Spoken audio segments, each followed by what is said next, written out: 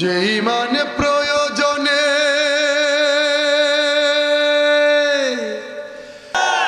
বাতিল মত, এই বাতিল মত মানে হচ্ছে দুনিয়াতে ফায়দা লোটার একটা কায়দা, ঠিক না? বাতিল পথ, বাতিল মত হচ্ছে তাগুতি শক্তি, এর কোরআনের বাইরের যে মত শয়তানের পথ, ঠিক না? আপনারা সবাই জানেন তো, কারণ এখানে কোরআনের অনেক পাখি এখানে বসে আছে। আমি বলতে চাই স্পষ্ট করে, বাতিল মতের ফায়দা সবাই পাইতে পারে, আমিও পাইতে পারি। মানিক ভাই যদি এই পথ ছেড়ে দিতেন, উনি যদি তাগুতের পথে থাকতেন, মানিক ভাইয়ের গাড়ি বাড়ির অভাব হতো না, ঠিক কিনা?